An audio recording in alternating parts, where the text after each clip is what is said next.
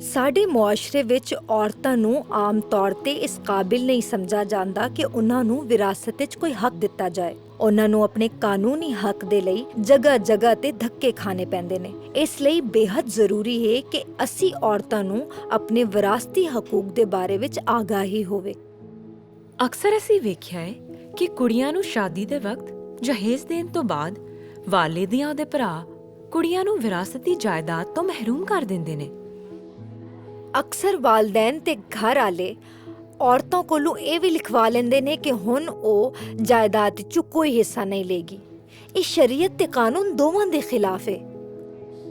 ਬਿਲਕੁਲ, ਇਹ ਵੀ ਵੇਖਿਆ ਗਿਆ ਹੈ ਕਿ ਜੇ ਇੱਕ ਬੰਦੇ ਦੀਆਂ ਇੱਕ ਤੋਂ ਜ਼ਿਆਦਾ ਬੀਵੀਆਂ ਨੇ ਤੇ ਉਸ ਦੀ ਵਫਾਤ ਤੋਂ ਬਾਅਦ ਇਹ ਆਮ ਕਰ ਦਿੱਤਾ ਜਾਂਦਾ ਹੈ ਕਿ ਉਸਨੇ ਮਰਨ ਤੋਂ ਪਹਿਲੇ ਦੀਗਰ ਬੀਵੀਆਂ ਨੂੰ ਤਲਾਕ ਦੇ ਦਿੱਤੀ ਸੀ। ਇਹ ਇਸ ਲਈ ਕੀਤਾ ਜਾਂਦਾ ਹੈ ਕਿ ਬੇਵਾ ਔਰਤ ਨੂੰ ਉਸ ਦੀ ਵਿਰਾਸਤ ਜਾਇਦਾਦ ਤੋਂ ਮਹਿਰੂਮ ਕੀਤਾ ਜਾ ਸਕੇ ਤੇ ਇਹ ਨਿਹਾਇਤ ਹੀ ਅਫਸੋਸ ਦਾ ਮੁਕਾਮ ਹੈ। ਤੋਬਾ ਤੋਬਾ ਅਸਤਗਫਿਰullah। ਅੱਲਾ ਰਹਿਮ ਕਰੇ। ਬਿਲਕੁਲ, ਕਯਾਮ ਪਾਕਿਸਤਾਨ ਤੋਂ ਬਾਅਦ 1962 ਵਿੱਚ ਵੈਸਟ ਪਾਕਿਸਤਾਨ ਮੁਸਲਿਮ ਪਰਸਨਲ ਕਾਨੂੰਨ ਪਾਸ ਹੋਇਆ, ਜਿਹਦੇ ਵਿੱਚ ਖਵਾਤੀਨ ਨੂੰ ਵਿਰਾਸਤੀ ਜਾਇਦਾਦ ਦੀ ਮੁੰਤਕਿਲੀ ਦੇ ਹਵਾਲੇ ਨਾਲ ਬਹੁਤ ਸਾਰੀਆਂ ਚੀਜ਼ਾਂ ਤੇ ਬਹਿਸ ਕੀਤੀ ਗਈ, ਬਲਕਿ ਕਾਨੂੰਨ ਦਾ ਦਰਜਾ ਵੀ ਦਿੱਤਾ ਗਿਆ। ਵੈਸਟ ਪਾਕਿਸਤਾਨ ਮੁਸਲਿਮ ਪਰਸਨਲ ਕਾਨੂੰਨ ਦੇ ਮੁਤਾਬਿਕ ਮਰਨ ਵਾਲੇ ਦੇ ਬਾਅਦ ਉਸ ਦੀ ਜਾਇਦਾਦ ਖੁਦ ਬਖੁਦ ਵਰਸਾਂ ਵਿੱਚ ਤਕਸੀਮ ਹੋ ਜਾਂਦੀ ਹੈ। ਇਹ ਜੇ ਕਿਸੇ ਹੋਰ ਦਾ ਜਾਇਦਾਦ ਤੇ ਕਬਜ਼ਾ ਵੀ ਹੋਵੇ ਤਾਂ ਵੀ ਉਹ ਕਬਜ਼ਾ ਵਰਸਾਂ ਨੂੰ ਵਿਰਾਸਤ ਤੋਂ ਮਹਿਰੂਮ ਨਹੀਂ ਕਰ ਸਕਦਾ। ਇਸ ਦੇ ਇਲਾਵਾ 1925 ਵਿੱਚ ਪਾਸ ਕਰਦਾ ਸਕਸੈਸ਼ਨ ਐਕਟ ਦੇ ਮੁਤਾਬਿਕ ਮਨਕੂਲਾ ਜਿਵੇਂ ਕਿ ਜ਼ੇਵਰ, ਗਾੜੀ, ਮਵੇਸ਼ੀ, ਜਾਨਵਰ ਵਗੈਰਾ ਤੇ ਗੈਰ ਮਨਕੂਲਾ ਜਿਵੇਂ ਕਿ ਘਰ ਤੇ ਜ਼ਮੀਨ, ਜਾਇਦਾਦ ਦੇ ਬਟਵਾਰੇ ਦੇ ਆਪਣੇ ਤਰੀਕੇ ਤੇ ਕੋਈ ਵੀ ਗੈਰ ਕਾਨੂੰਨੀ ਤਰੀਕੇ ਨਾਲ ਉਹਨਾਂ ਨੂੰ ਹਾਸਲ ਨਹੀਂ ਕਰ ਸਕਦਾ। ਲੇਕਿਨ ਜੇ ਬੇਟੀ ਆਪਣਾ ਹਿੱਸਾ ਆਪਣੇ ਭਰਾ ਨੂੰ ਦੇ ਦੇ ਤੇ ਫਿਰ ਤੇ ਕੁਝ ਨਹੀਂ ਹੋ ਸਕਦਾ ਨਾ? ਕਿਉਂ ਨਹੀਂ ਹੋ ਸਕਦਾ? ਕੋਈ ਵੀ ਵਾਰਿਸ ਆਪਣੇ ਕਾਨੂੰਨੀ ਵਿਰਾਸਤੀ ਹਿੱਸੇ ਤੋਂ ਇਨਕਾਰ ਨਹੀਂ ਕਰ ਸਕਦਾ, ਚਾਹੇ ਉਹ ਮਰਦ ਹੋਵੇ ਜਾਂ ਔਰਤ।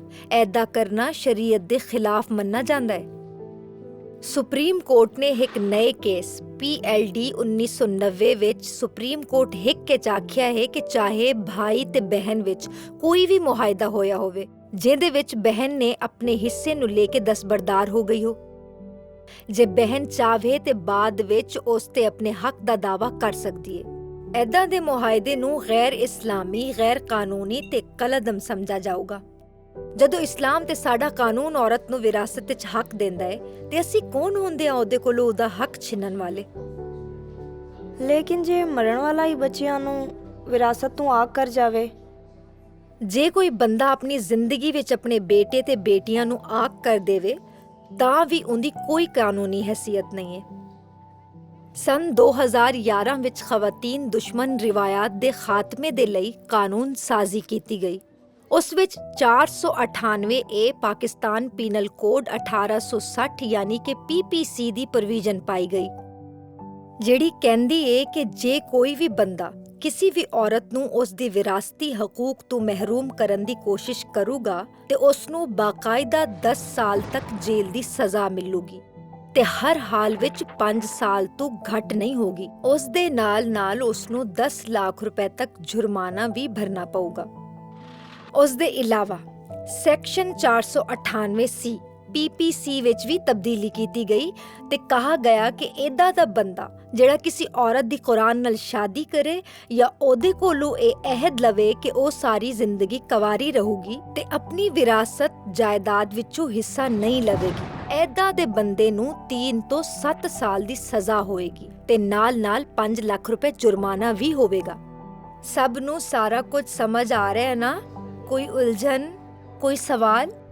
ਸਾਡੇ ਪੜੋਸ 'ਚ ਇੱਕ ਬੇਵਾ ਨੂੰ ਉਹਦੇ ਸਸੁਰਾਲੀ ਖਾਨਦਾਨ ਨੇ ਵਿਰਾਸਤ 'ਚੋਂ ਕੁਝ ਵੀ ਨਹੀਂ ਦਿੱਤਾ। ਮਰਨ ਵਾਲੇ ਸ਼ੌਹਰ ਦੇ ਭਰਾਵਾਂ ਨੇ ਕਿਹਾ ਕਿ ਉਹਦਾ ਨਾਮ ਮਹਿਕਮਾ ਮਾਲ 'ਚ ਹੈ ਹੀ ਨਹੀਂ ਤੇ ਉਹਨੂੰ ਕੁਝ ਨਹੀਂ ਮਿਲ ਸਕਦਾ। ਇਹ ਆਖਿਰ ਮਹਿਕਮਾ ਮਾਲ ਹੈ ਕੀ? ਮੈਂ ਉਹਦੇ 'ਚ ਕਿੰਜ ਨਾ ਪਵਾਵਾਂ? ਇਹ ਸਾਰੇ ਵਿਰਾਸਤ ਹਥਿਆਨ ਦੇ ਤਰੀਕੇ ਨੇ। ਤੁਸੀਂ ਇਸ ਗੱਲ ਨੂੰ ਲੈ ਕੇ ਕਿਸੇ ਔਰਤ ਨੂੰ ਉਸ ਦੇ ਹੱਕ ਵਿਰਾਸਤ ਤੋਂ ਮਹਿਰੂਮ ਨਹੀਂ ਕਰ ਸਕਦੇ ਕਿ ਉਸ ਦਾ ਰੈਵਨਿਊ ਰਿਕਾਰਡ ਯਾਨੀ ਕਿ ਮਹਿਕਮਾ ਮਾਲ ਵਿੱਚ ਨਾਮ ਨਹੀਂ ਹੈ।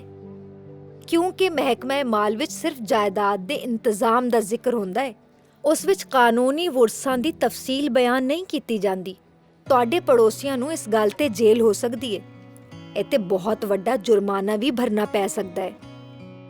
ਪਾਕਿਸਤਾਨੀ ਕਾਨੂੰਨ ਵਿੱਚ ਵਿਰਾਸਤ ਦੇ ਹਵਾਲੇ ਨਾਲ ਇਸ ਗੱਲ ਦੀ ਵੀ ਜਗ੍ਹਾ ਹੈ ਕਿ ਜੇ ਕੋਈ ਕੇਸ ਕਿਸੇ ਖਾਸ ਵਕਤ ਦੀ ਸਮਾਅਤ ਦੇ ਬਾਅਦ ਕੋਰਟ ਵਿੱਚ ਪਹੁੰਚਦਾ ਹੈ ਤਾਂ ਵੀ ਅਦਾਲਤਾਂ ਉਸ ਨੂੰ ਕਬੂਲ ਕਰਦੀਆਂ ਨੇ, ਕਿਉਂਕਿ ਉਹ ਜਾਣਦੀਆਂ ਨੇ ਕਿ ਇਸ ਮੁਆਸ਼ਰੇ ਵਿੱਚ ਕਿੱਦਾਂ ਕਿਸੇ ਔਰਤ ਨੂੰ ਮਜਬੂਰ ਕੀਤਾ ਜਾਂਦਾ ਹੈ ਕਿ ਉਹ ਆਪਣਾ ਵਿਰਾਸਤੀ ਹੱਕ ਕਿਸੇ ਹੋਰ ਦੇ ਨਾਮ ਕਰ ਦੇਵੇ।